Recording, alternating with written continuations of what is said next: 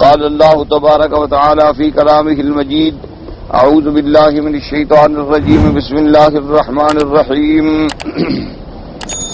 ثم افيضوا من حيث افاض الناس واستغفروا الله ان الله غفور رحيم قال المؤلف والمفسر رحمه الله تعالى ادام النفع بعلومه وعلومكم في الدارين آمين الى ان قال.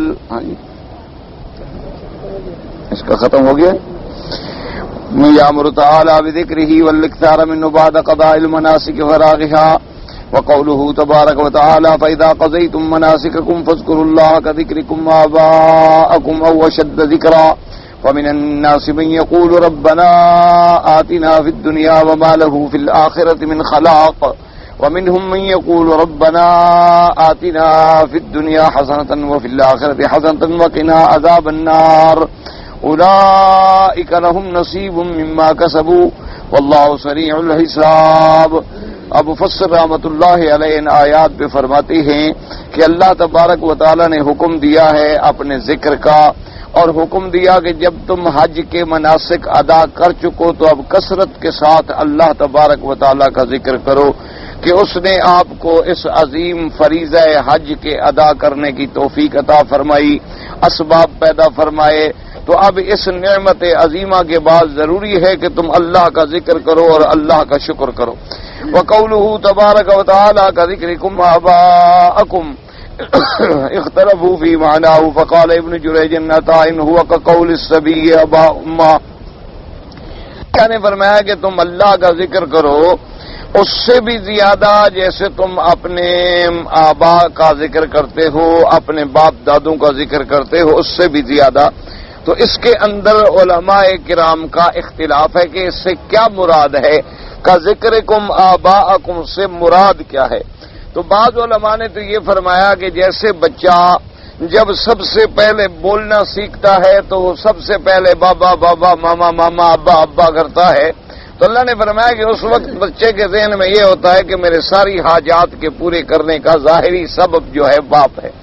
تو جب تم اس ظاہری سبب کو اتنا پکارتے ہو تو اس سے بھی زیادہ تم اپنے اللہ کو پکارو گے. اصل میں تو خالق اور مالک وہی ہے. اس لیے بعض علماء نے اس کا یہ ترجمہ کیا، یعنی کما یلج الصبی بذکر ابیہ و امیہ وکذالک انتم فالحجوا بذکر اللہ بعد قضاء النسک. جیسے کہ بچہ بچپن کے اندر جب چھوٹا ہوتا ہے تو ماں باپ کے ذکر میں ہی الجھ جاتا ہے، بس ہر وقت جو بھی بات ہوگی بابا بابا بابا ماما اور کچھ نہیں جانتا ہو. تم بھی اسی طرح اللہ کے ذکر میں کھو جاؤ کہ ہر وقت تمہاری زبانوں پہ اللہ کا ذکر ہو. وَكَذَا قَالَ الضَّحَّاكُ وَالرَّبِيعُ بْنُ أَنَسٍ وَابْنُ جَرِيرٍ مِنْ طَرِيقِ الْأَوْفِيِّ عَنْ ابْنِ عَبَّاسٍ نَحْوَهُ. وَقَالَ سَعِيدُ بْنُ جُبَيْرٍ عَنْ ابْنِ عَبَّاسٍ كَانَ أَهْلُ الْجَاهِلِيَّةِ يَقِفُونَ فِي الْمَوْسِمِ فَيَقُولُ الرَّجُلُ مِنْهُمْ كَانَ أَبِي يُطْعِمُ وَيَحْمِلُ الْحَمَّالَاتِ وَيَحْمِلُ الدِّيَّاتِ لَيْسَ لَهُمْ ذِكْرُ غَيْرِ أَفْعَالِ آبَائِهِمْ. فأنزل الله تبارك وتعالى على محمد صلى الله عليه وسلم فاذكروا الله كذكركم آباءكم أو أشد ذكرا. بعض مفسرین فرماتے ہیں کہ حضرت ابن عباس رضی اللہ تعالیٰ عنہ اس آیت کی تفسیر میں فرماتے ہیں کہ جاہلیت میں یعنی کفر کے زمانے میں جب کفار مکہ موسم حج آتا اور حج سے فارغ ہو کے مینا میں ٹھہرتے تو وہ سب اپنے اپنے باپ دادے کا ذکر کرتے کہ میرا باپ اتنے لوگوں کو کھانا کھلاتا تھا، میرا باپ اتنے غریبوں کا بوجھ اٹھاتا تھا، میرے باپ نے اتنی لوگوں کی دیت ادا کر کے ان کی گردنوں کو چھڑوایا. تو فخر کرتے تھے اپنے باپ دادے کے محاسن کا ذکر کر کے. تو اللہ نے فرمایا باپ دادے کے ذکر کو چھوڑو، تم اللہ کا ذکر کرو. قال ابن ابي حاتم والسدي عن انس بن مالك وابي وائل وعطاء بن ابي رباح في احد قوليه وسعيد بن جبير وإكرمة في احد رواياته ومجاهد والسدي وعطاء الخراساني والربيع بن انس والحسن وقتادة محمد بن كعب وقادم بن حيان نحو ذلك. اسی طرح انہوں نے یہی ترجمہ کیا. وهكذا حكاه ابن جرير جماعة والله تعالى اعلم والمقصود منه الحث على كثرة الذكر لله عز وجل. اب مفسر رحمۃ اللہ علیہ فرماتی ہیں کہ اصل مقصود یہ ہے کہ آدمی اللہ کا ذکر جو ہے وہ کثرت کے ساتھ کرے. یاد رکھو یہ تمام عبادات جو ہے ذکر ہے، نماز جو ہے ذکر ہے، تلاوت قرآن جو ہے ذکر ہے، طواف جو ہے ذکر ہے. ذکر کا معنی یاد کرنا. تو آدمی ہر عبادت میں اپنے اللہ کو یاد کرتا ہے. اس کے علاوہ پھر اذکار ہیں جو زبانی کلامی ہیں، جیسے لا الہ الا اللہ سبحان اللہ و بحمدہ سبحان اللہ العظیم، اسی طرح کثرت استغفار۔ تو آدمی جتنا اللہ کا ذکر کرے گا اللہ تبارک و تعالی اتنا ہی اس کو یاد فرماتے ہیں، اور اللہ تبارک و تعالی جب کسی کو یاد فرمائیں تو پھر اس پر اپنی رحمتوں کا نزول فرماتے ہیں۔ تو اصل علاج جو ہے وہ اللہ کا ذکر ہے۔ یاد رکھیں کہ جیسے زمینیں جب بنجر ہو جاتی ہیں تو ان کو آباد کرنے کا ذریعہ پانی ہوتا ہے، اور دل جب بنجر ہو جائیں تو ان کو آباد کرنے کا ذریعہ اللہ کا ذکر ہوتا ہے اور کوئی چیز نہیں ہوتی۔ اس لیے فرماتے ہیں قال ابن ابی حاتم روى السدی ان انس بن مالک و ابی وائل آخرہ، اس کے بعد فرماتی ہیں ولہذا کان انتصاب قولی او اشد ذکر علی التمییز او اشد ذکر، یہ جملہ منصوب ہے، نصب جو ہے تمییز پر ہے، منصوب ہے باعتبار اس کے کہ تقدیرہ معنی کیا ہوگا کہ ذکرکم آباءکم او اشد ذکرا، تم ایسے ذکر کرو جیسے ماں باپ کا تم ذکر کرتے ہو، محاسن بیان کرتے ہو، اور دیوانہ وار اپنے باپ دادے کی مفاخر اور مناسب بیان کرتے ہو، اللہ کا ذکر کرو کثرت کے ساتھ۔ حتیٰ کہ بعض روایات میں یہ بھی آتا ہے کہ اللہ کا ذکر اتنی کثرت سے کرو حتیٰ یقال انہ مجنون، لوگ یہ کہیں کہ یہ تو دیوانہ ہے، یہ تو دیوانہ ہو گیا کہ ہر وقت اللہ کا ذکر ہے۔ الذین یذکرون اللہ قیاما وقعودا وعلی جنوبہم وَيَتَفَكَّرُونَ فِي خَلْقِ السَّمَاوَاتِ وَالْأَرْضِ رَبَّنَا مَا خَلَقْتَ هَذَا بَاطِلًا سُبْحَانَكَ فَقِنَا عَذَابَ النَّارِ، اللہ نے فرمایا جو میرے بندے ہیں وہ کھڑے ہیں تو میرے ذکر میں ہیں، اور بیٹھے ہیں تو میرے ذکر میں ہیں، اور لیٹے ہیں تو میرے ذکر میں ہیں، یعنی ہر حال میں اللہ کا ذکر ہو۔ اسی لیے آپ نے دیکھا ہے نا کہ بعض اولیاء کرام اور صوفیاء عظام جو گزرے ہیں اور جو کتاب و سنت کی روشنی میں ہیں، ہمیشہ یاد رکھیں کہ جو صوفیاء کرام اللہ کے قرآن اور سنت کی روشنی کے اندر رہ کر اپنے اقوال و اعمال کو کتاب و سنت کا پابند بناتے ہیں، ان کا تو کوئی بھی انکار نہیں کر سکتا ہے۔ الحمدللہ تمام اہل سنت والجماعت کا ان پر اتفاق ہے۔ تو ان لوگوں نے پھر ذکر اللہ کے ایسے ایسے یعنی کوشش کی کہ بھی آدمی اتنا ذکر کرے کہ گویا اس کا ہر سانس جو ہے وہ بھی اللہ کا ذکر بن جائے، تاکہ ہر سانس جب نکلے تو گویا اللہ کا ذکر ہو، اور اندر آئے تو گویا اللہ کا ذکر ہو، تاکہ ہر حال میں آدمی جو ہے وہ ذاکر ہو اور اللہ کی نعمتوں کا شاکر ہو۔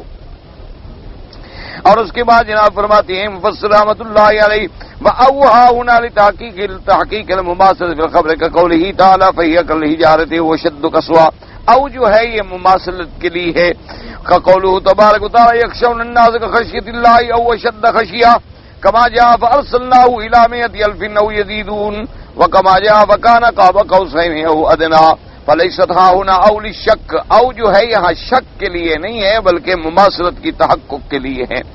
اس کے بعد فرماتے ہیں انما یتاقیق المخبر عنہ کذالک او ازید منہ ثم انه تعالی ارشد الى دعائی بعد کثرت ذکری فانه مظنۃ الاجابہ، پہلے اللہ نے ذکر کا حکم دیا کہ کثرت سے میرا ذکر کرو، اس کے بعد دعا کا ذکر آیا، تو معلوم ہوا کہ جو ذکر کے بعد دعا ہوتی ہے وہ اللہ کے ہاں زیادہ قبول ہوتی ہے، یعنی اسی لیے حکم ہے نا کہ نمازوں کے بعد دعا جو ہے قبول ہوتی ہے، اسی لیے حکم ہے کہ ما بین الاقامتین یعنی اذان اور تکبیر کے درمیان میں جو وقت ہے اس میں دعائیں قبول ہوتی ہیں، اسی لیے حکم ہے کہ جمعہ کے دن خطبہ جمعہ کے وقت میں دعائیں قبول ہوتی ہیں، تو اس لیے کہ ہر اللہ کے ذکر کے بعد دعا جو ہے وہ اس لیے پہلے تو حکم آیا ذکر کا، اس کے بعد حکم آیا دعا کا، ومنہم من یقول ربنا آتنا فی الدنیا، تو اس لیے علماء نے فرمایا کہ ایسی دعائیں جو ہیں وہ اللہ تبارک و تعالیٰ کے ہاں منظور ہوتی ہیں۔ وَذَمَّمَ اللَّهِ يَسْأَلُ إِلَّا فِي أَمْرِ دُنْيَا هُوَ مُعْرِضٌ النُّخْرَىٰ، اور اس آیت میں یہ بھی مذمت بیان کی گئی کہ آدمی صرف دنیا ہی مانگتا رہے، دنیا دنیا دنیا، آخرت کو بھول جائے، تو یہ بہت بڑی بدنصیبی ہے۔ اسی لیے علماء کرام نے لکھا ہے کہ بعض لوگ جو وظیفے کرتے ہیں اور چلے کرتے ہیں کہ بس دنیا میں رزق ملے، تسخیر ملے، پیسہ ملے، عزت ملے، شہرت ملے، اور فلاح ہو اور فلاح ہو، تو یہ چیزیں جو ہیں اللہ کے ہاں مذموم ہیں۔ آدمی کو چاہیے کہ دنیا میں بھی اللہ سے بھلائی طلب کرے کہ یا اللہ ہمیں دنیا میں بھی ایسی چیز دے جو بھلائی کا ذریعہ ہو، اور آخرت کی بھی بھلائی طلب کرے، یہ نہیں کہ صرف دنیا میں الجھ جائے اور آخرت کو بھول جائے۔ تو اس لیے اللہ تبارک و تعالی نے ان آیات مبارکہ میں ان لوگوں کی بھی مذمت کی ہے کہ جو صرف دنیا کے طالب ہیں اور آخرت میں ان کو کوئی ان کا حصہ بھی نہیں ہے۔ لیکن مومن جو ہے وہ دنیا میں بھی صرف دنیا نہیں مانگتا، بل دنیا کی بہتر چیز، دنیا حسنتن، اور آخرت میں بھی حسنتن، دونوں جگہ میں وہ حسنہ کا طلبگار ہے۔ مومن کا قاعدہ یہ ہے، اس لیے اللہ تبارک و تعالی نے جتنی قرآن میں دعائیں رکھی ہیں دیکھیں وہ دنیا و آخرت کی تمام نعمتوں کو شامل ہے۔ اسی لیے میرے آقا خاتم الانبیاء حبیب کبریا سرکار مدینہ صلی اللہ علیہ وعلا آبہ وسلم تسلیما کثیرا کثیرا، آپ کی جتنی دعائیں آپ دیکھیں گے سب دنیا و آخرت کو شامل ہوں گی۔ اللہم انی اسألک من الخیر کلہ عاجلہ وآجلہ ما علمت منہ وما لم اعلم، اللہم انی اعوذ بک من الشر کلہ عاجلہ وآجلہ ما علمت منہ وما لم اعلم۔ اسی طرح اللہم انی اسألک العفو والعافیۃ والمعافاۃ فی الدنیا والآخرہ، واللہم احسن عاقبتنا فی الامور کلہا واجرنا من خزی الدنیا وعذاب الآخرہ، اللہم اغفر لی کل ذنب واحفظ انی کل جنب وفرج انی کل کرب۔ تو اس لیے ہمیشہ وہ دعا مانگیں جو دنیا و آخرت کو شامل۔ اگر آپ کوئی وظیفہ بھی پڑھ رہے ہیں تو اس میں یہ نیت کریں کہ یا اللہ مجھے غنا قلب نصیب فرما، یا اللہ مجھے دل کا غنی بنا دے، اور اپنے خزانے غیب سے رزق عطا فرما تو حلال کا عطا فرما، اور پھر اس کو حلال میں خرچ کرنے کی بھی توفیق عطا فرما، تاکہ یہ نہیں کہ رزق مانگنا منع ہے، دنیا بھی مانگیں، دنیا کی بھلائیاں بھی مانگیں، دنیا کی خیر بھی مانگیں، اور لیکن آخرت کو بھی ہمیشہ یاد رکھیں۔ اس لیے فرماتے ہیں کہ اللہ پاک نے ان کی مذمت بیان کی، وقال فمن الناس من يقول ربنا آتنا في الدنيا وما له في الآخرة من خلاق منائی من نصیب ولا حظ، اس کا آخرت میں کوئی حظ و نصیب نہیں ہوگا۔ وتضمن هذا الذم والتنفير والتشبه بمن هو كذلك، اور جو ان کے ساتھ مشابہ ہوں گے ان کی بھی مذمت ہو گئی۔ قال سعید بن جبیر بن عباس قال قوم من الاعراب يجيئون الى الموقف فيقولون اللهم اجعله عام غيث وعام خصب وعام بلاد حسن لا يذكرون من الآخرة شيئا فأنزل الله فيهم۔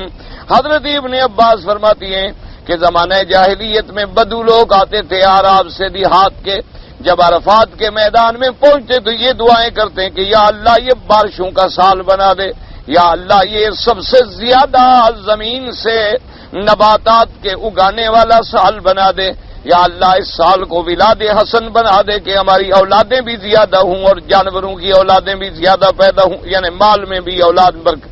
لیکن آخرت کی کوئی بات نہ کرتے، بس یہ سال بڑا ہو اور یہ سال بڑا ہو اور یہ سال بڑا ہو، اس سال میں بارشیں زیادہ ہوں، فصل زیادہ آئیں، مال زیادہ ہو۔ آخرت جیسے آج کل آپ نے دیکھا ہوگا نہیں، تمام اخباریں اٹھا کے پڑھ لیں، سارے اخبارات میں ایک ہی شور ہے کہ ہم 21ویں صدی میں داخل ہو رہے ہیں اور 21ویں صدی میں داخل ہو رہے ہیں، اور ہم 21ویں صدی میں داخل ہو رہے ہیں، اور ہمیں 21ویں صدی میں داخل ہونے کے لیے یہ کرنا چاہیے اور یہ کرنا چاہیے۔ یہ کوئی نہیں کہہ رہا کہ آخرت کی صدی بھی قریب ہے، پتہ نہیں ہم کل زندہ بھی ہوں گے یا نہیں ہوں گے، پتہ نہیں کل ہم اٹھیں گے بھی اپنے کمروں سے کہ نہیں اٹھیں گے، پتہ نہیں ہمارا خاتمہ ایمان پہ ہوگا یا کیسے ہوگا، اس بات کا کسی کو کوئی فکر نہیں، بس 21ویں صدی میں داخل ہونے کی تیاریوں کا فکر ہے۔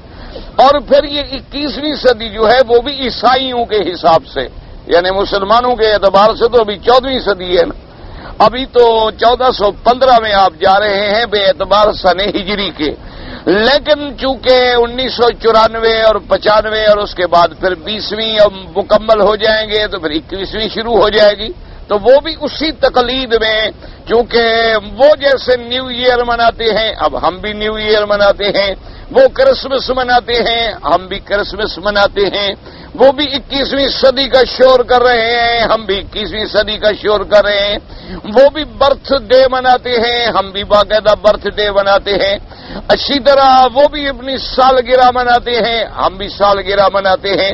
اب ہم اپنی برتھ سے بڑھ کر انبیاء کی بھی ہم نے منانا شروع کر دیا، تو یہ ساری چیزیں جو ہیں دراصل ان کا اسلام سے کوئی تعلق نہیں ہے، یہ اغیار کی نقل ہے، اور دشمنوں کی نقل میں ہم ایسے بڑھتے چلے جا رہے ہیں کہ اپنے اسلامی اصولوں کو بھی ہم بھول بیٹھے ہیں۔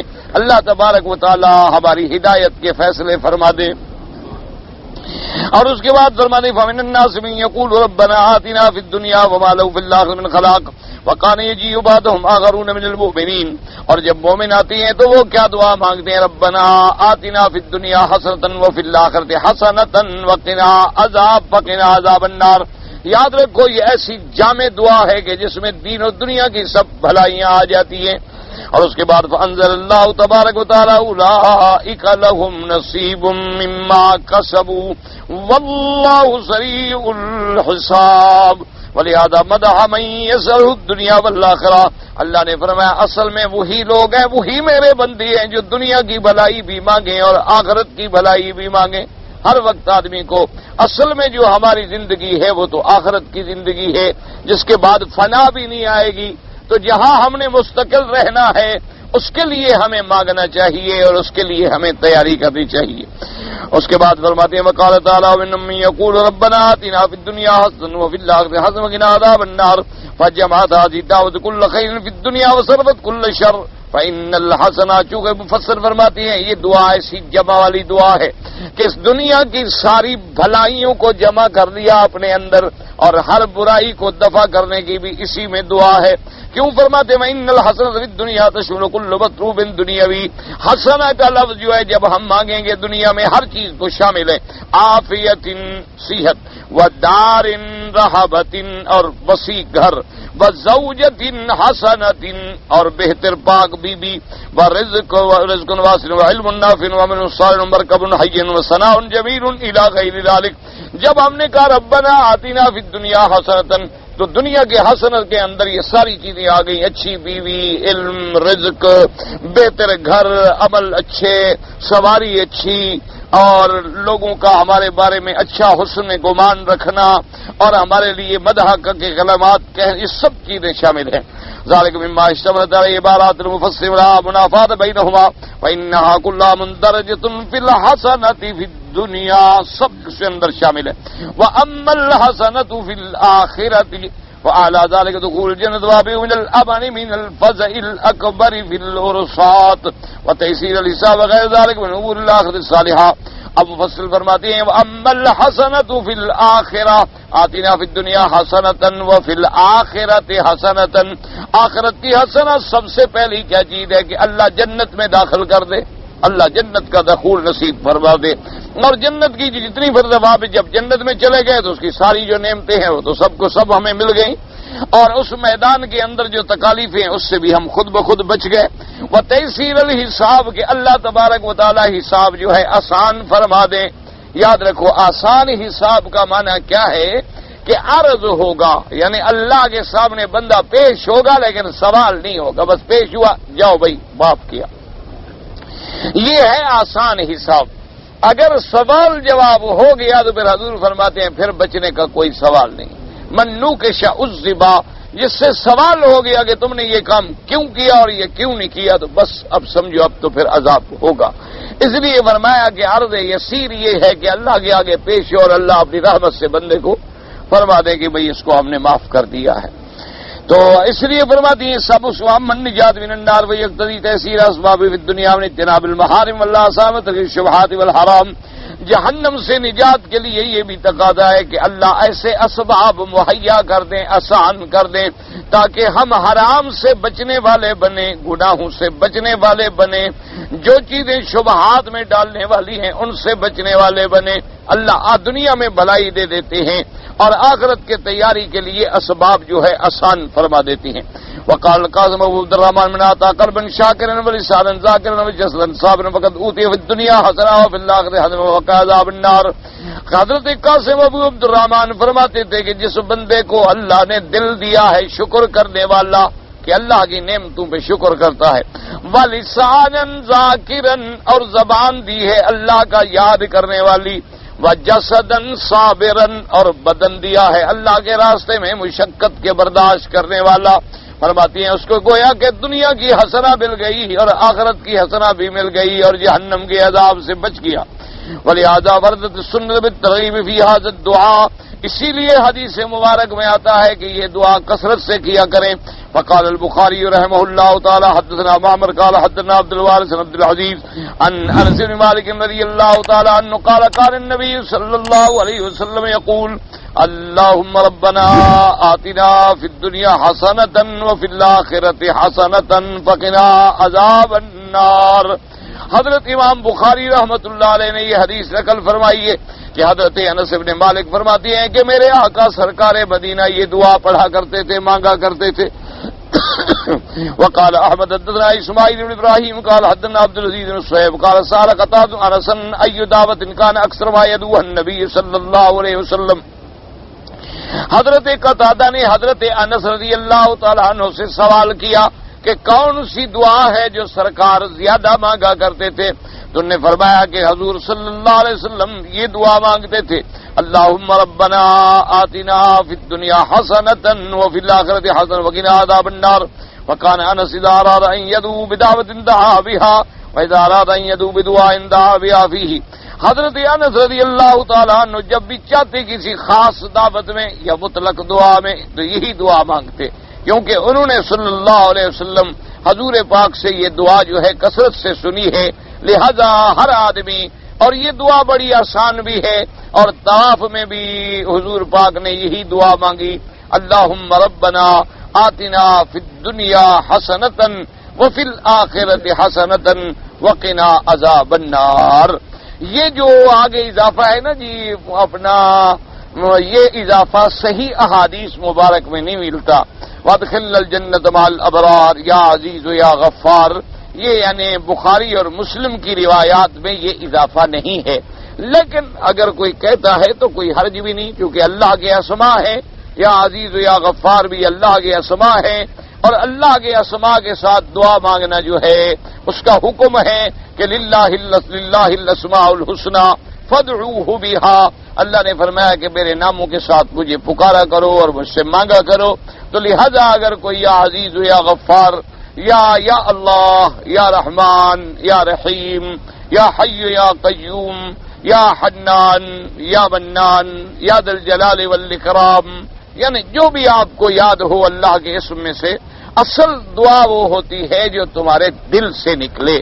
بس یہ بات یاد رکھا کریں کہ دعا کبھی یعنی غافل دل سے نہ مانگا کریں. جب دعا مانگے تو بس پوری توجہ ہو، یعنی آپ باوضو ہوں، با ادب ہوں، اول آخر دعا کے درود شریف ہو، اور درود شریف بھی جو آپ نماز میں پڑھتے ہیں، یعنی دعا مانگنے سے پہلے بھی درود شریف پڑھیں اور جب دعا ختم کریں تب بھی درود شریف پڑھیں. اور درمیان میں جو دعائیں ہیں وہ اتنی دل لگا کے مانگیں، اللہ سے گڑ گڑا کے عاجزی سے اور رو رو کر دعائیں مانگیں، تو پھر اللہ کی رحمت جو ہے فوراً متوجہ ہوتی ہے اور دعائیں منظور ہو جاتی ہیں. اور دعا میں شور نہ کیا کریں، یہ منع ہے.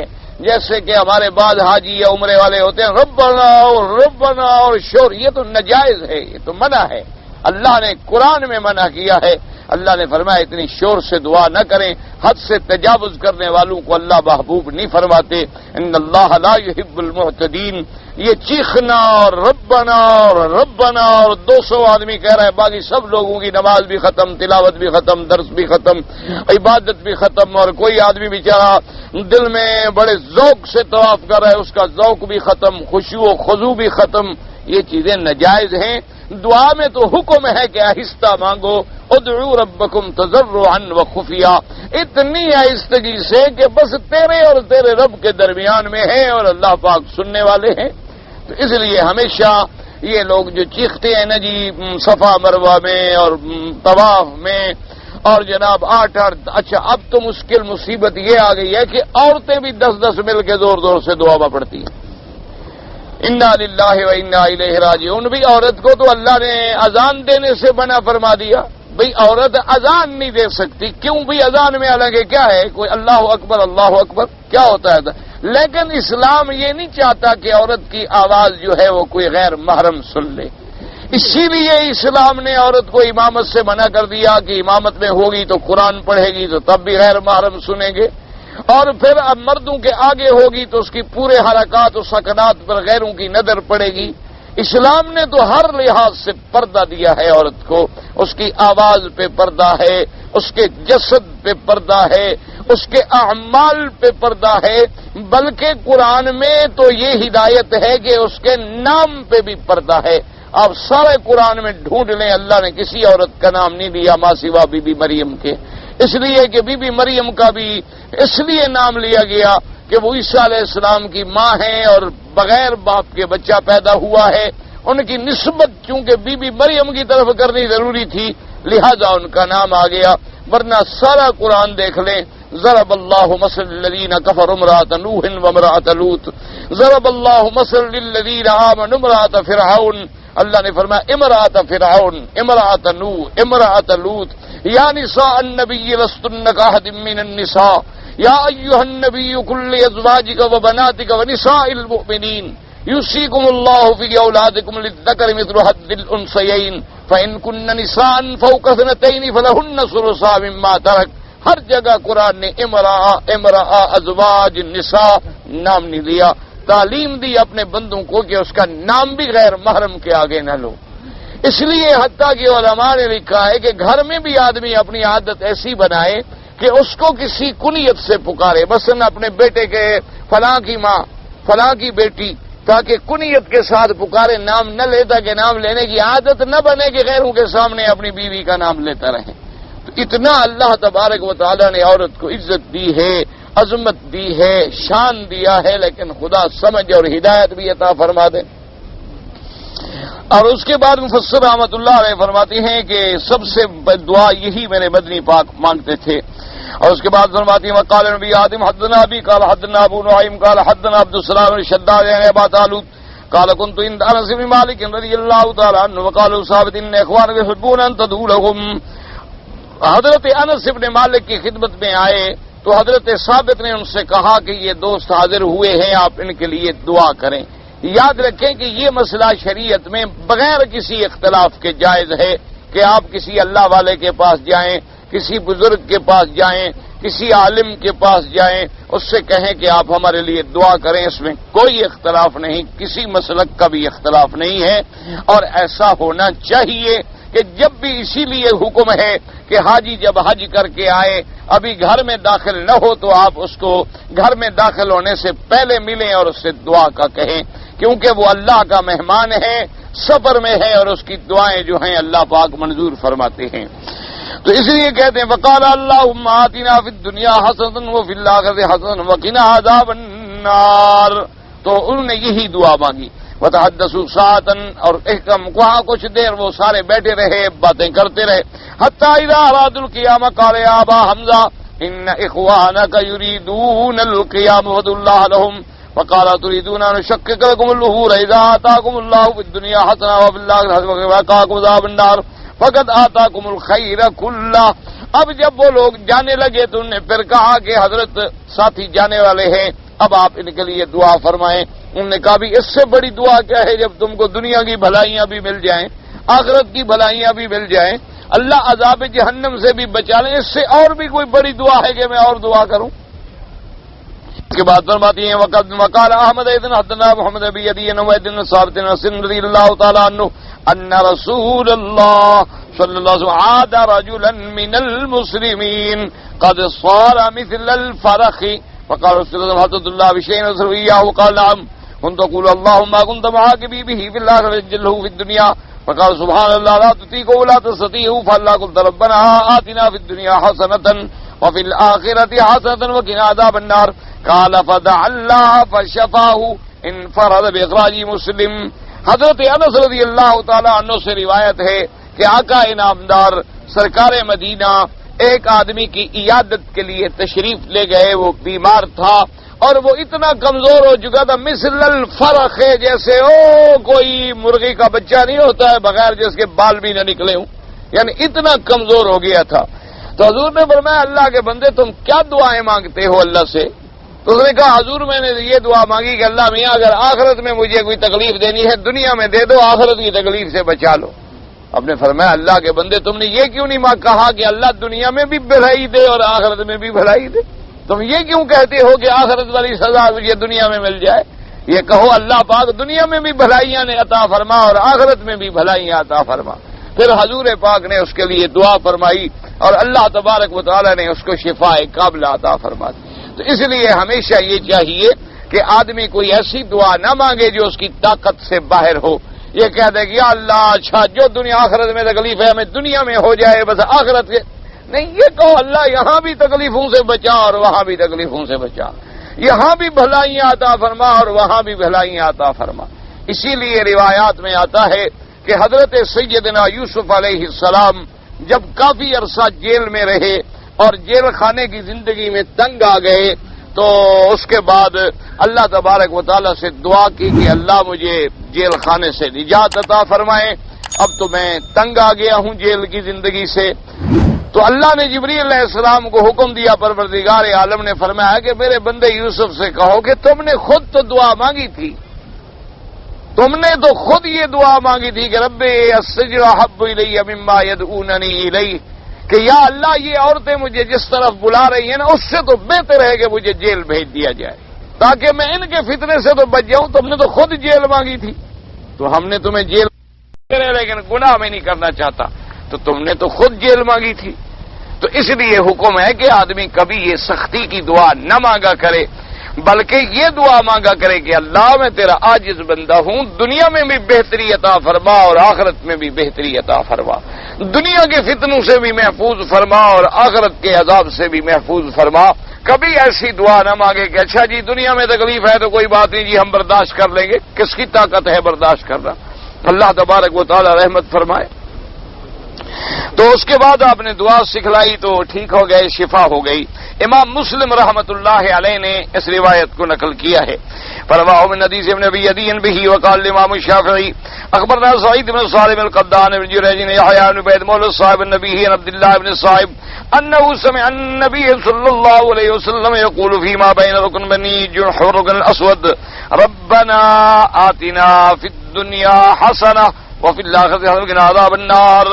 اب جناب فرماتی ہیں عبداللہ بن صاحب فرماتی ہیں کہ اس نے فرماتی ہیں میں نے خود سنا محمد پاک صلی اللہ علیہ وسلم سے رکن بنی جمح یعنی رکن یمانی اور حجر اسود کے درمیان میں جو آپ نے دعا مانگی تو وہ یہی دعا تھی ربنا آتنا فی الدنیا حسنۃ وفی الآخرۃ حسنۃ وقنا عذاب النار۔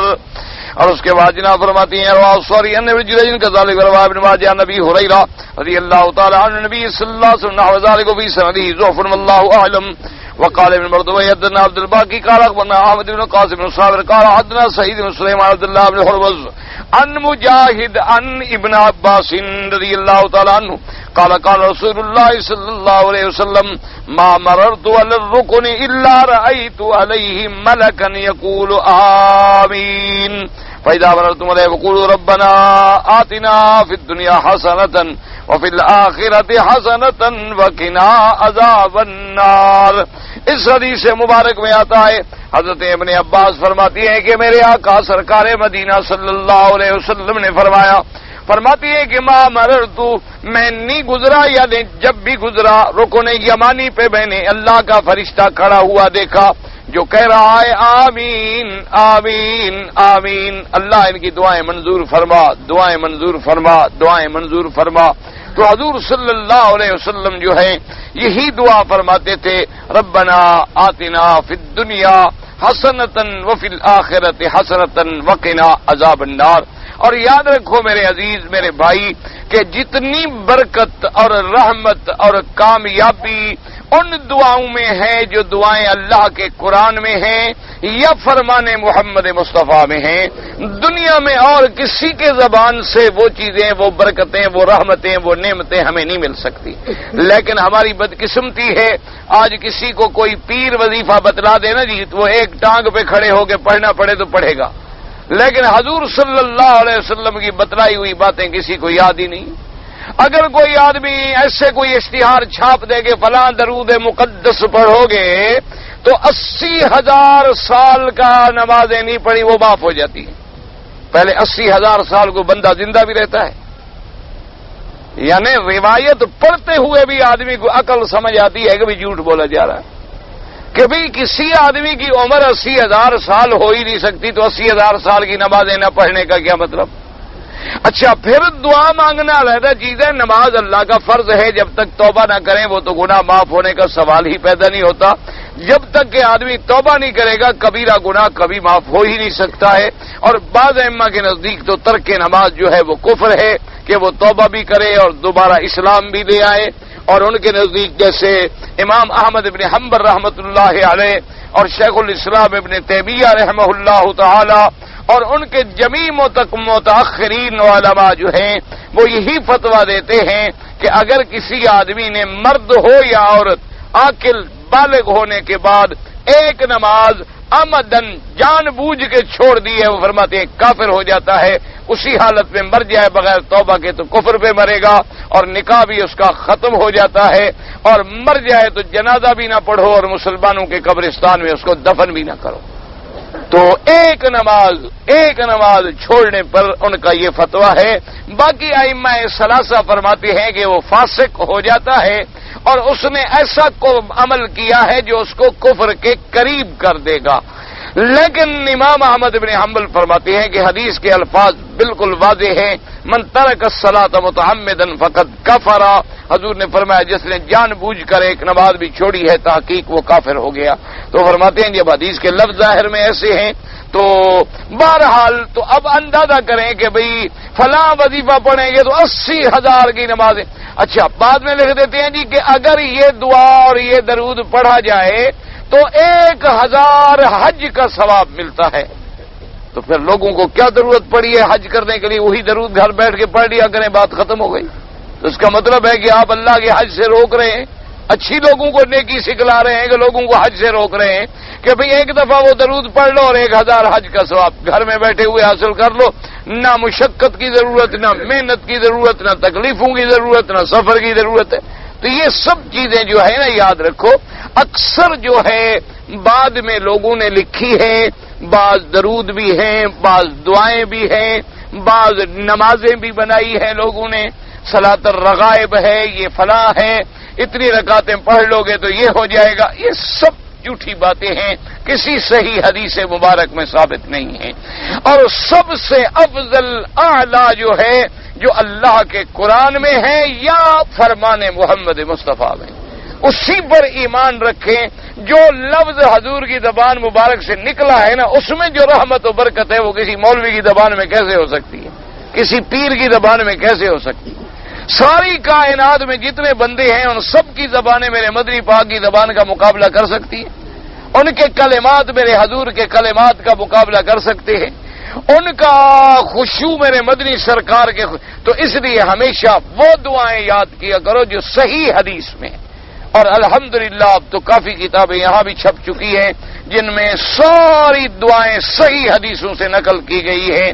اور باقاعدہ ہر دعا کے بعد حوالہ موجود ہے کہ یہ دعا بخاری شریف میں ہے، یہ مسلم میں ہے، یہ ترمذی میں ہے، یہ نسائی میں ہے. اور اس حدیث کا درجہ صحیح ہے، حسن ہے. یہ نہیں ہماری طرح ہمارے ملک میں جو کتابیں چھپتی ہیں نا ان کا رواج ہی اپنے ہو. کہتے ہیں جی حدیث شریف میں آتا ہے، پتہ نہیں کس حدیث میں. اب جو عام آدمی پڑھتا ہے غریب وہ کہتا ہے حدیث شریف میں آتا ہے. وہ کہتے ہیں جناب مولوی صاحب آپ یہ کہیں میں نے کتاب پڑھی اس میں لکھا ہوا ہے حدیث شریف میں ہے. اب حدیث شریف پتہ نہیں کون سی حدیث شریف. یا جیسے ہمارے یہاں آپ نے دیکھا ہوگا نہیں ہمارے ذاکر جو ہوتے ہیں وہ بھی اکثر تقریریں کرتے ہیں اور ماتم شاتم اور مجلسیں پڑھتے ہیں، کہتے ہیں راوی کہتا ہے. پتہ نہیں کون سا راوی، بس راوی کہتا ہے. یا کہہ دیں گے آواز آتی ہے، پتہ نہیں کہاں سے آتی ہے. بھائی آواز آتی ہے، آواز اللہ کے بندے کہاں سے ہو سکتا ہے؟ شیطان بھی آواز دے رہا ہو، وہ بھی دے سکتا ہے. اور راوی کہتا ہے کون راوی؟ کوئی دریائے راوی میں چھپا ہوا ہے، کوئی نام ہونا چاہیے اس کا کہ کون ہے تاکہ پتہ چلے کہ بھی اس راوی کا مقام کیا ہے، روایت کرنے والا کون ہے، تابعی ہے، صحابی ہے، تبع تابعی ہے، ائمہ میں سے ہے، اس کا مقام ثقہ ہے غیر ثقہ ہے، قوی ہے، ضعیف ہے، متروک ہے، مجہول ہے، کوئی نام ہوگا تو بحث ہوگی۔ اچھا، ان کے مقابلے پہ ہمارے دوسرے بھائی وہ اتنے سخت ہو گئے ہیں کہ اگر حدیث کے آگے لفظ آ جائے نا حدیث ضعیف وغیرہ، چھوڑو جی ضعیف ہے۔ ابھی میں سفر میں تھا، وہاں مجھے ایک ٹکر گیا، اللہ کا بندہ، ہر جگہ ٹکرتے جاتے ہیں نا، تو کہنے لگا جی آپ نے فلاں حدیث جو بیان کی ہے وہ تو ضعیف ہے۔ میں نے کہا اچھا جی ضعیف کا کیا؟ بولے جی ضعیف ہے۔ میں نے کہا اچھا دیکھو یہ ایک بوڑھا آدمی ٹیک لگا کے جاتا ہے، میں نے کہا یہ دیکھو یہ آدمی جو ہے آپ کے نظر میں کیا ہے؟ کہتا ہے جی ضعیف ہے۔ میں نے کہا مردہ ہے یا زندہ ہے؟ کہتے نہیں زندہ تو ہے لیکن ضعیف ہے۔ میں نے کہا پھر اس کا مطلب ہے کہ اس حدیث میں کچھ جان تو ہے، مردہ تو نہ ہوئی نا۔ یا تو تم آج تمہارا باپ ضعیف ہو تو اس کو بھی گھر سے نکال دو، ماں تمہاری ضعیف ہو تو اس کو بھی گھر سے چھٹی کرو، اور جتنے ضعیف نماز پڑھنے آئے ہوئے ہیں ڈنڈا لے لو، سب کو نکالو۔ بھی ضعیف کا کیا کام ادھر؟ اور اگر ضعیف کا معنی یہ ہے کہ بھی بندہ ہے، انسان ہے، لیکن اس میں کوئی کمزوری آ گئی ہے، تو یہی بات ہوتی ہے حدیث میں دیکھنے والی کہ بھی حدیث تو ہے لیکن اس میں کمزوری آ رہی ہے کہ راوی جو ہے وہ مضبوط نہیں ہے، یا روایت میں یا درایت میں۔ پھر محدثین کا کام ہوتا ہے کہ اس حدیث کے الفاظ کو ڈھونڈتے ہیں کہ بھی کسی دوسری جگہ ملتے ہیں ہمیں، اگر دوسری جگہ وہ حدیث میں مل گئے تو کہا الحمدللہ، دوسری جگہ ترکن یقوی بعضها بعضا، کہ یہ الفاظ جو ہیں یہ فلاسی صحیح حدیث میں موجود ہیں، لیکن یہ حدیث اس لیے ضعیف ہو گئی کہ اس کے اندر ایک راوی ضعیف آ گیا، ایک راوی ایسا آ گیا جو آخری عمر میں حافظہ ٹھیک نہیں رہا تھا، اس کا سیء الحفظ تھا، ایک راوی ایسا آ گیا جس کا نام پتہ نہیں مل رہا، تو اس لیے بہرحال تو ایک طرف یہ سختی ہے کہ وہ جناب لفظ ضعیف دیکھ لیں، نعوذ باللہ ان کا بس نہیں چلتا، کتابیں پھاڑ ڈالیں، اور دوسری طرف یہ نرمی ہے کہ جو حدیث ہے بس حدیث ہے، یہ بھی پتہ نہیں کہ وہ حدیث کس نے نقل کی ہے، راوی کون ہے، ایک طرف افراط ہے ایک طرف تفریط ہے۔ دعا کریں اللہ ہمیں اعتدال کے دامن پہ رکھے، اللہ افراط اور تفریط سے محفوظ فرما دے۔ اس کے بعد جناب فرماتے ہیں قال حدثنا ابو زکریا العنبری قال حدثنا محمد بن عبد السلام قال حدثنا اسحاق بن ابراہیم قال اخبرنا جرير عن مسلم بن بالتين صحيح بين قال جاء رجل الى ابن عباس وقال اني اجرت نفسي من قوم لا يحملوني ووضعت من نجرتي على ان يدعوني احج معهم افيجي ذلك فقال انت من الذين قال الله تعالى اولئك لهم نصيب مما كسبوا والله سريع الحساب ثم قال حاكم صحيح على شرط الشيخين ولم يخرجاه۔ ایک آدمی حضرت ابن عباس کے پاس آیا کہ میں نے ایک فیصلہ کیا، اجرت نفسی من قوم علی ان یحملونی ووضعت لهم من اجرتی، یعنی میں نے اپنے آپ کو ایک قوم کے پاس یعنی کام کے لیے اجرت کے لیے رکھا ہے، لیکن اس شرط پر کہ وہ مجھے حج کرنے دیں گے، میں ان کا کام کروں گا، میں اجیر ہوں ان کا، لیکن ان سے میں نے یہ کہا کہ بھی تم مجھے اپنے ساتھ حج بھی کرواؤ گے؟ تو انہوں نے کہا ٹھیک ہے ہم حج کروائیں گے، تم نوکری بھی کرو ہمارا کام بھی کرو، ہم حج کرا دیں گے، تو کیا میرا حج ہو جائے گا؟ تو حضرت ابن عباس نے فرمایا بالکل تم تو ان لوگوں میں ہو جن کو اللہ نے قرآن میں فرمایا اولئک لهم نصیب مما کسبوا، ان کے لیے نصیب جو کچھ کہ انہوں نے کمایا۔ اور یہ حدیث جو ہے صحیح ہے علی شرط الشیخین، یعنی امام بخاری اور امام مسلم کے شرائط کے مطابق حدیث صحیح ہے، ولم یخرجاہ، لیکن امام بخاری اور امام مسلم نے رحمہم اللہ اپنی کتابوں میں اس کو ذکر نہیں کیا، حدیث صحیح ہے، واللہ تعالی اعلم۔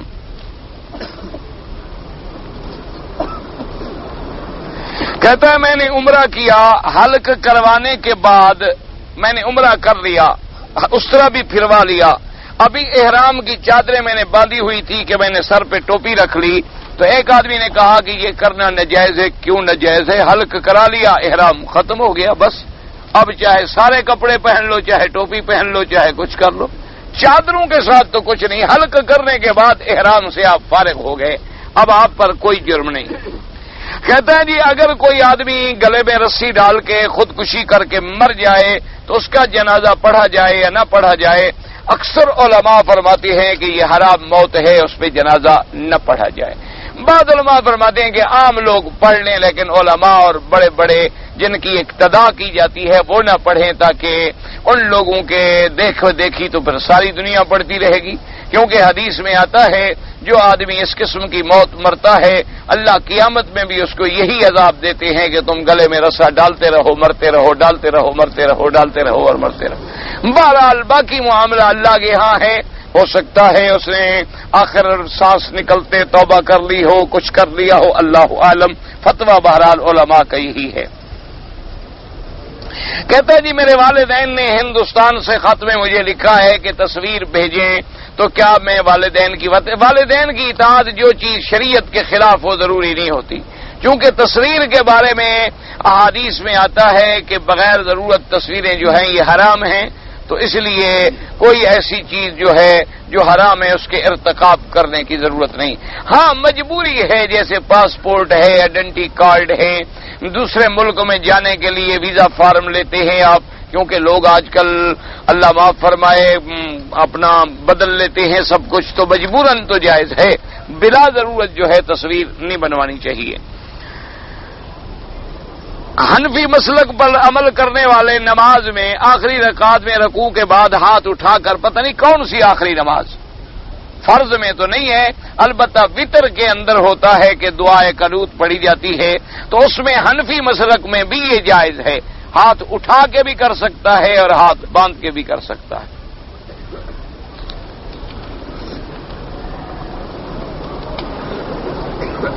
مجھے نہیں سمجھ آیا آپ نے کیا لکھا ہے کہ آپ نے 1 سال پہلے ایک مسئلہ بیان کیا تھا حاضر ناظر، اور لوگ کہتے ہیں کہ نبی پاک صلی اللہ علیہ وسلم ہر قبر پر فرشتے عرض کرتے ہیں۔ میں نے تو کبھی نہیں کہا کہ ہر قبر میں حضور آتے ہیں اور دکھاتے ہیں، آپ کو نہیں سنا، نہیں سمجھ آیا تو وہ کیسٹ دوبارہ سن لیں۔ حضور صلی اللہ علیہ وسلم کسی قبر میں نہیں آتے ہیں۔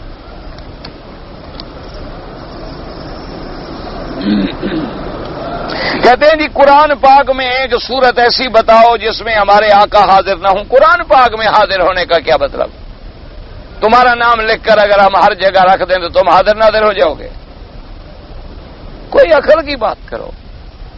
اسی طرح مثلا سیرت النبی پر جو کتابیں ہیں وہ ہر گھر میں پڑھی ہوں تو کہ شبلی صاحب بھی ہر جگہ حاضر ناظر ہو گئے۔ شیخ الحدیث مولانا زکریا رحمۃ اللہ علیہ کی تبلیغی جماعت والوں کی کتابیں ہر جگہ پڑھی ہوئی ہیں، تو لہذا مولانا زکریا صاحب بھی ہر جگہ حاضر ناظر ہو گئے۔ یہ کوئی مسئلہ ہے، کوئی عقل ہے؟ اللہ ہدایت عطا فرمائے، اس کے علاوہ کوئی حل نہیں کہ قرآن میں جو حضور کا ذکر ہے تو حاضر۔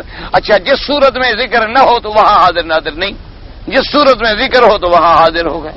عجیب بات، یہ کوئی دلیل ہے، کوئی عقل ہے؟ قرآن میں تو پتہ نہیں دوستوں کے بھی نام ہیں، دشمنوں کے بھی نام۔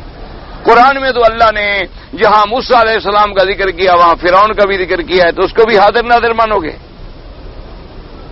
کوئی عقل کرو، اللہ سے ہدایت لو۔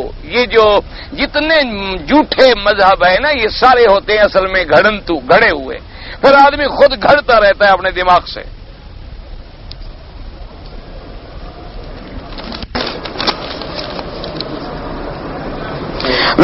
تو یہود و نصارہ نے اپنے پیروں کو رب بنایا تھا، الحمدللہ ہم رب نہیں بناتے ہیں، سیدھی سی بات ہے، بات ختم ہو گئی۔ حضرت معاذ بن جبل فرماتے ہیں کہ دین میں کسی عالم کی تقلید مت کرو، یہ کہاں لکھا ہو؟ آپ صحابی کی مانتے ہیں بات؟ آپ نے لکھا ہے نا کہ معاذ بن جبل فرماتے ہیں، تو معاذ بن جبل کی بات مان رہے ہو تو تم تقلید تو کر رہے ہو۔ تمہاری تو اپنی روایت میں پکڑے گئے تم کہ حضرت معاذ بن جبل فرماتے ہیں کسی عالم کی تقلید نہ کرو، تو یہ بات ہم حضرت معاذ کی مانے یا نہ مانے؟ مانے تو حضرت معاذ کی تقلید تو ہم نے کر لی، نہ مانو تو پھر بات کرو، کوئی عقل کی بات کرو نا بھائی۔ اللہ کے بندے بس جو مرضی آتی ہے۔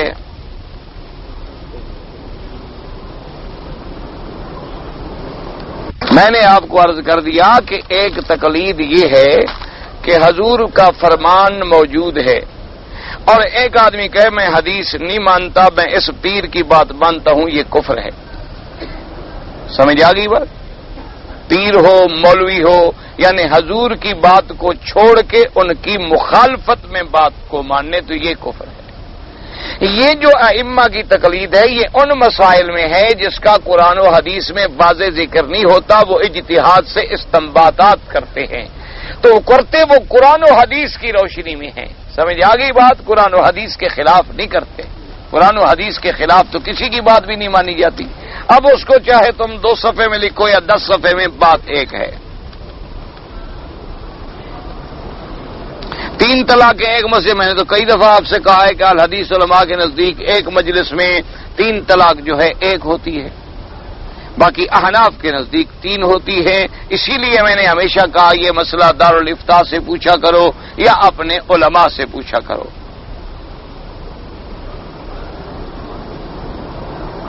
میں نے اپنے دوست کی کچھ رقم چوری کی تھی، اب میں کیا کروں؟ اس کو واپس کر دو اور کیا کروں؟ اس کو مت بتلاؤ، کسی طریقے سے دے دو. اب وہ کہتا ہے میں بتلاؤں تو شرمندگی ہوگی. بات تو ٹھیک ہے، اب تمہیں احساس ہو گیا، یہ بھی اللہ کا شکر کرو. بہرحال کسی طریقے سے دوست کو وہ رقم جو ہے تو واپس کر دو، کوئی ایسی بات نہیں، تاکہ اس کا حق ادا ہو جائے، تمہارے ذمہ باقی نہ رہے، اور توبہ بھی کرو. عورت کو اگر ایام حیض ہوں تو کیا اللہ کا ذکر کر سکتی ہے؟ بالکل کر سکتی ہے. ایک کتاب کا نام جنت کی کنجی ہے اور ایک کتاب کا نام موت کا منظر ہے. مجھے تفصیل سے بتائیں، میں نے دونوں نہیں پڑھی تو بتاؤں کیا؟ دیکھو نا، جب پڑھی نہ ہو ایک بات تو کیسے بتا دوں؟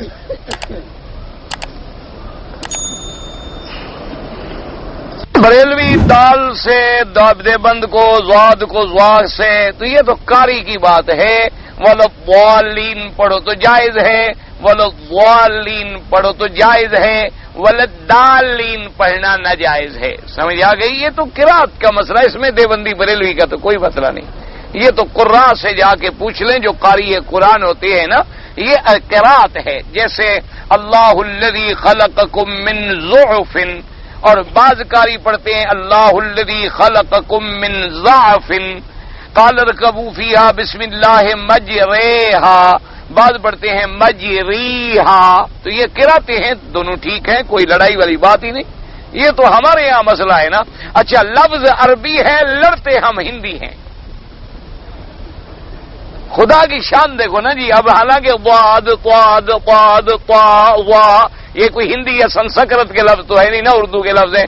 اصل میں تو یہ عربی کے لفظ ہیں، تو لڑنا تو عربیوں کو چاہیے، وہ تو نہیں لڑتے. آپ نے دیکھا ہوگا امام کبھی ولضالین پڑھ لیتے ہیں، کبھی ولضالین پڑھ لیتے ہیں. کوئی جھگڑا نہیں، کوئی بات نہیں، کوئی اختلاف نہیں. ہم لڑیں کہ نہیں جناب ضاد ہے کہ ضاد ہے.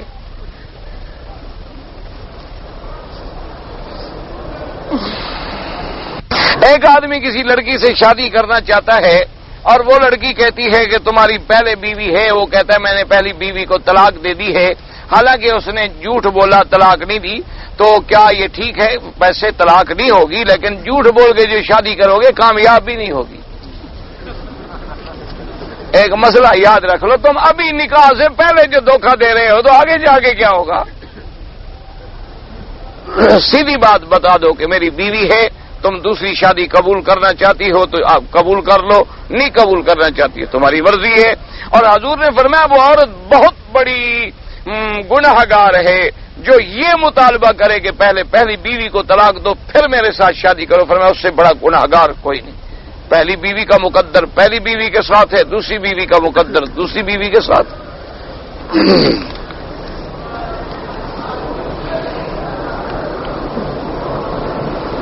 کہتے جی ایک آدمی صفا مروہ دوڑ رہا تھا اور بیوی اس کے ساتھ ہے، اور اسی دوران میں اس کو شہوت آ جائے تو صفا مروہ چھوڑ کے پہلے بیوی کو مل لے.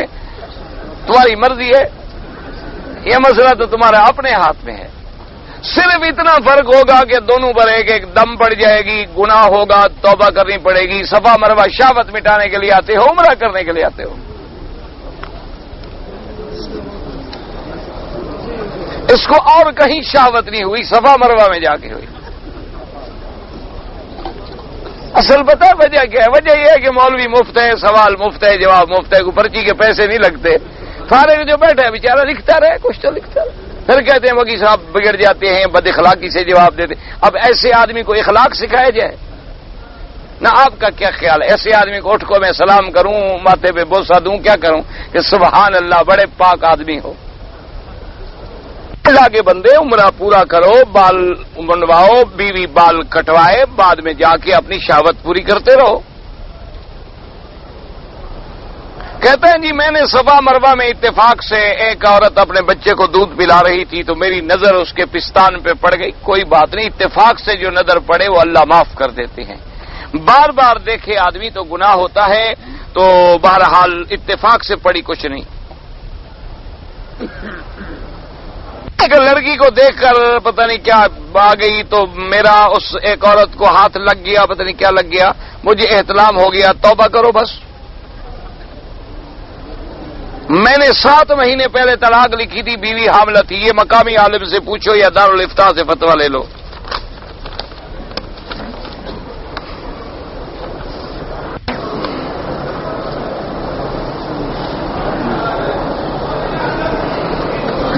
جی کہ ایک مجھے ہندو ملا تھا، انڈیا میں گیا تھا، اور اس نے مجھ سے سوال کیا، وہ کہتا ہے میں مسلمان ہونا چاہتا تھا، لیکن یہ مسلمانوں کی کتابوں میں جو حلالے کا مسئلہ ہے، اس مسئلے کی وجہ سے میں مسلمان نہیں ہوا، کہ اسلام یہ کہتا ہے کہ اگر کسی عورت کو 3 طلاقیں ہو جائیں تو وہ عورت اگر پہلے خاوند سے دوبارہ شادی کرنا چاہے، نکاح کرنا چاہے تو نہیں کر سکتی جب تک حلالہ نہ کرائے۔ حلالے کا کیا معنی ہوتا ہے کہ وہ عورت کسی دوسرے مرد سے شادی کرے اور اس کے بیوی بنے، پھر وہ طلاق دے، پھر عدت گزرے، پھر پہلے شوہر سے شادی کر سکتی ہے۔ تو نے کہا دیکھو جی، طلاق تو 3 طلاقیں مرد نے دی ہیں، اب عورت کا کیا قصور ہے کہ وہ دوبارہ ایک اور آدمی سے شادی کرے، اپنی بے عزتی کرائے، پھر پہلے خاوند کے پاس جائے؟ سزا تو اس کو ملنی چاہیے تھی جس نے طلاقیں دی۔ تو یہ اسلام کا مسئلہ مجھے سمجھ نہیں آیا، ورنہ میں مسلمان ہو جاتا۔ بہرحال یہ اس بیچارے کا قصور ہے کہ اس نے مسئلے کو سمجھا نہیں۔